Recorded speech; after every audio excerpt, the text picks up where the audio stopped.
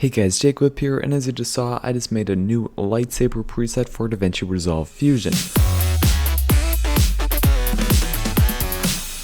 Now all of this is going to be done inside of the Fusion page, so let's head into Fusion. Alright, so now that we're inside Fusion, we have our nodes down here and the viewers up top here. So what you're going to want to do is navigate to the folder that you have all of your lightsaber presets stored that you downloaded from the link down in the description. So I'm going to grab a few of these just to show you the different options. So this is just the lightsaber preset, okay? And if I connect this up on top just by merging it on, as you can see we have a nice lightsaber effect. Alright, so I'm just going to walk you through all the nodes here. So the first node is the Lightsaber Controls. So as you can see we have points that we can move around onto our lightsaber pole that we are using inside of our video, okay? And in the inspector we have a bunch of controls. It's just a polygon that has animatable points. You can also apply these to trackers if you would like, which is very helpful. So we have all these controls in here. So let's say you want to make an ignite effect. You would use the length in this one. As you can see, it is going the wrong way, so you'd have to use the opposite points. So point 1 is going to be the one at the top of the lightsaber blade, and then point 0 is going to be the end one. So you can make like a nice turning on animation there. Over in the settings on this you have motion blur, but keep in mind you do not want to have motion blur on when you're animating. I can show you why. So let's say I turn it on and then start moving these across. As you can see, it on the keyframe chart, it made like a ton of keyframes for no apparent reason. And if I continue doing this, when you play it, it's not going to animate at all. And I don't know why this is. It's some sort of bug inside of Fusion. So the solution to this is just not to use motion blur until you are done animating. So now you can move the points around, you can animate it for a little bit, and then you can turn motion blur on just to preview it, but make sure you turn it off before you move them again. So let's say I have some keyframes here and it like glitched here, so now I can't animate it. So, and I can't really delete them because I can only delete one of them here. It only registers one. So if I go up to the spline, if I drag the lightsaber in, and you select them all and then just hit delete, that should fix your problem. Alright, next up let's go with the core color. So this bitmap here, this just helps with motion blur. It makes it so you can't see the steps as much, so you don't really need to play with that too much. The core color, it's pretty self-explanatory. You can change what color the core is. Usually I like keeping it at white though. And then another bitmap to help with the motion blur on the glow. And then the glow color. So this is how you change the color of your lightsaber, and you can make this any color that you want. So I'm just gonna go with like a nice blue here. There we go. Alright, and then you can come over to the glow, and that's where you can adjust all your glow settings. So I'm just gonna do something, I like the default, so just something like that. And then the final is just merging it all together into one merge node that you just hook up. So let's go ahead and animate this. One more tip that I forgot to mention is when you're animating, it's kind of tricky sometimes to see your pole. So what you can do then is just view the media in. And then as you can see, it'll show you the controls, but it will not show you the lightsaber.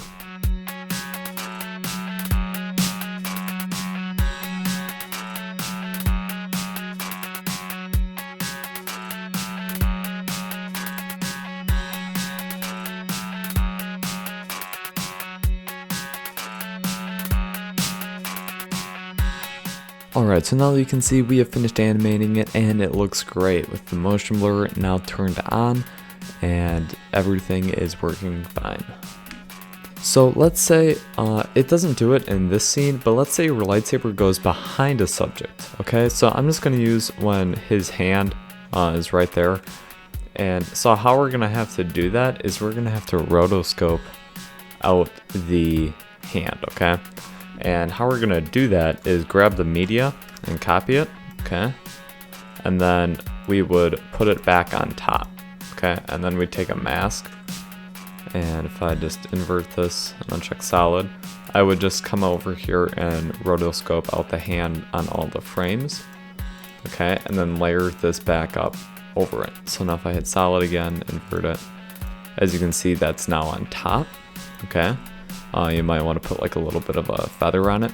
But what we would do then is make a light wrap. So I have a full tutorial about this, and over on my Patreon page I actually have, let me just grab it here, a Lightwrap Setting file that does it all automatically for you, and it has all these step things on it. So you guys can either go watch a tutorial or go to the Patreon, but I don't want to do this, so I'm not going to go through all the work to work on that right now. Okay, so now we're going to talk about, like, let's say I have this lightsaber preset, but then I want to actually change it to another one after making it. So that's extremely easy to do. So I'm going to grab the smoke preset, okay? And what you're going to do is disconnect the lightsaber mask that comes in that one. And then, so you're going to disconnect that, and then you're going to hook the other mask that is all animated up. And then you can go through and delete the other one. If you delete it before you hook the other one up though, that pipe router will disappear, so it's just easier to do it after. Then if we plug this in, as you can see, it all updates and you can see it working. So let's say something like this happens, okay? Where towards the end it freezes up. And so what that is on this leave alone, so as you can see, the endpoint didn't hook up right. So if I just drag this out, it'll fix that problem. So if you guys have an issue like that, just go ahead and do that. I do not know what is causing that. So as you can see, that was really easy to change the preset that's on. And there's like a little note here that tells you how to adjust all the settings for that. And I'm gonna actually change to the erode setting because I like that one better. Alright, so now I'm hooking this one up, and now I have my erode effect. It has like a fractal noise thing, and as you can see right there, it did some like weird glitching stuff. So if any of them do that, that's because there's like too much motion blur and it's messing up Fusion. So you can just go and play with the bitmaps. So now if I just go into this bitmap here and drag this down, as you can see, that'll fix most of it.